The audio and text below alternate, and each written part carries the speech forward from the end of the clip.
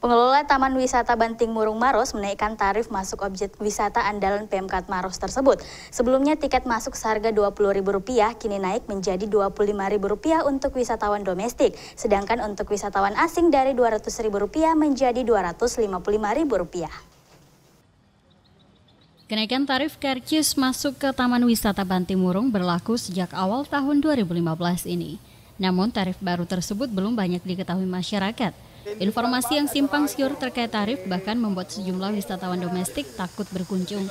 Khawatir kenaikan yang terjadi sangat drastis. Namun setelah cross-check tim GoTV, tarif yang diberlakukan untuk masuk ke Taman Wisata Andalan Pemkab Maros ini ternyata hanya naik sebesar Rp5.000 saja, dari Rp20.000 menjadi Rp25.000.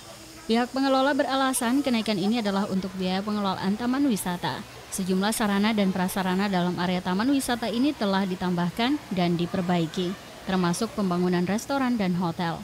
Secara keseluruhan, Pemkab Maros bahkan menggelontorkan dana sebesar Rp30 miliar untuk melengkapi sarana dan prasarana dalam objek wisata ini.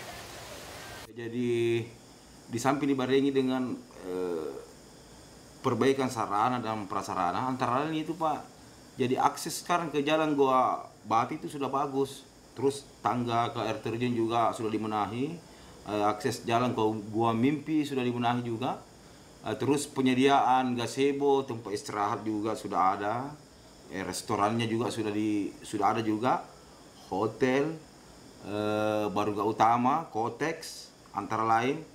Jadi semua saran, terus di luar itu kan kita kembangkan keluar ini Pak, terus waterboom juga ada, insya Allah sedikit hari lagi dioperasikan. Dan tempat parkir mobil itu bisa menampung sampai 1.000 mobil Pak. Jadi artinya ada keseimbangan lah. Ada perbaikan sarana. Ada sarana ya, perbaikan sarananya dan prasarana dibarengi dengan yang kenaikan harga kartisnya itu Pak.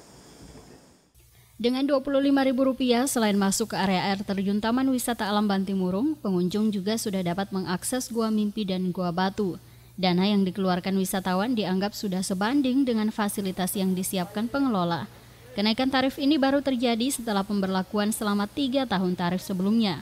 Tahun lalu target PAD yang harus dipenuhi sebesar Rp10 miliar, sementara yang terrealisasi hanya sebesar Rp7 miliar. Belum pernah ke sini? Iya. Baru Bu ya? Oh saya sering, saya orang sini ini aja yang belum pernah ke sini. Senang rasanya di sini? Nah, ya senang dong. Apalagi pulang kampung. Destinasi wisata Kabupaten Maros seluas 100 hektar ini diharapkan untuk dapat terus menjadi objek wisata andalan Kabupaten Maros khususnya dan Sulawesi Selatan pada umumnya. Selain dikenal dengan keindahan air terjunnya, tempat ini juga dikenal dengan sejumlah goa, ditambah waterboom dan museum istana kupu-kupunya. Dari Kabupaten Maros, Ansar Tomaru, GoTV memberitakan.